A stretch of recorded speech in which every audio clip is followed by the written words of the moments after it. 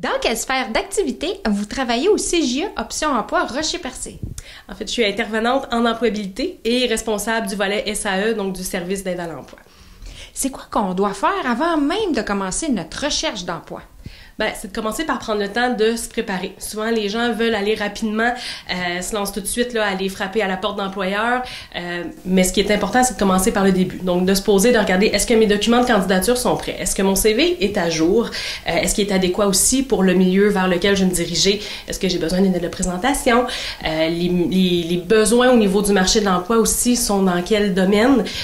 C'est bien beau de vouloir frapper à toutes les portes, mais des fois, ça peut devenir épuisant. Donc, de bien faire nos recherches là, à la base avant de voir les besoins se trouvent où. Est-ce que j'ai besoin aussi d'une petite mise à jour au niveau des pratiques d'entrevue? Parce que des fois, les entrevues, soit on n'en a jamais eu, un an passé, ou encore ça fait très, très longtemps. Fait que juste de se remettre dans le bain un petit peu, d'avoir une pratique, d'aller aussi vers les services qui sont là pour se préparer, je pense que c'est vraiment les premières bases là, à établir avant de se lancer en recherche d'emploi. Pouvez-vous nous aider à rédiger un curriculum vitae? Ben, certainement. Puis c'est important, tu sais, des fois, les gens ont un CV qui date de 10-12 ans et roulent un peu toujours sur le même CV, hein, vont ajouter les dernières expériences et c'est tout. Je pense que c'est vraiment important de, oui, le mettre à jour au niveau des expériences, mais des fois, c'est dans la mise en page aussi, hein, tu sais, il y a des courants, il y a des tendances. Des fois, ça peut être intéressant vraiment de repartir en neuf et d'avoir un coup de main là, pour autant changer le contenu que la mise en page du CV. Donc oui, on est là pour toutes ces étapes-là, on est là avec plaisir pour ça.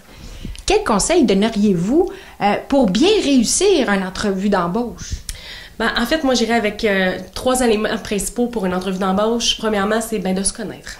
Ça a l'air tout bête, mais la fameuse question, là, parlez-moi de vous, souvent, c'est ce qui vient déstabiliser les gens. Fait que c'est important de se connaître qui on est, c'est quoi nos intérêts, c'est quoi nos valeurs, c'est quoi nos aptitudes aussi.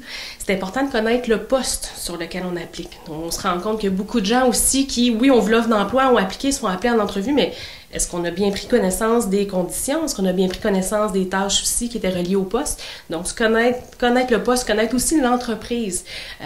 Ça arrive aussi souvent qu'on voit des gens qui ne connaissent pas bien l'entreprise. Connaître un peu l'historique de l'entreprise sans nécessairement connaître tous les détails, la date, l'année exacte de fondation de l'entreprise, mais connaître au moins c'est quoi les valeurs de l'entreprise. Est-ce que ça me rejoint? Le bureau, est-ce que c'est des points de service différents dans la région? Est-ce que j'ai à être mobile sur le territoire aussi?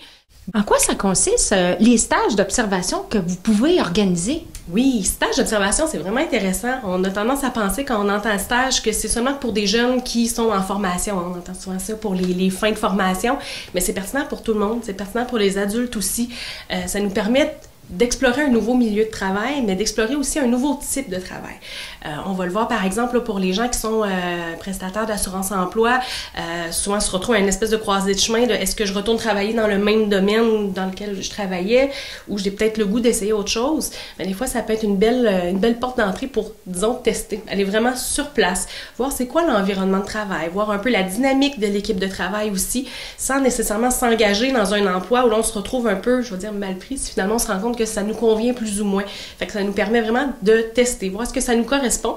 Puis par la suite, c'est que ça peut créer aussi des belles opportunités, des beaux liens avec l'employeur. On a vu, ça s'est déjà produit, là, des gens qui ont fait des stages d'observation qui finalement ont été embauchés, ont eu une offre d'emploi par la suite. Fait que ça peut prendre une forme de, ça peut être quelques heures, comme ça peut être quelques avant-midi, quelques après-midi dans une semaine. Fait que c'est vraiment selon le besoin, selon la personne, puis selon l'ouverture aussi de l'employeur là, à recevoir quelqu'un en stage. Avez-vous commencé votre liste d'emploi pour l'été? Ça commence à sortir. On voit beaucoup, là, par exemple, les offres d'emploi là, qui sont dans le coin de Percé qui commencent à sortir au niveau du tourisme. On peut s'attendre aussi là, au niveau des usines à avoir les offres d'emploi qui vont probablement sortir prochainement. Donc oui, ça commence à sortir et c'est important de se préparer maintenant. Malheureusement, on voit beaucoup de gens aussi qui nous contactent la veille là, de la date limite pour appliquer sur un poste, fait que de se préparer d'avance. Fait que le printemps, comme fin d'hiver, printemps en ce moment, là, c'est vraiment le meilleur moment pour commencer à se préparer pour appliquer sur les postes d'été.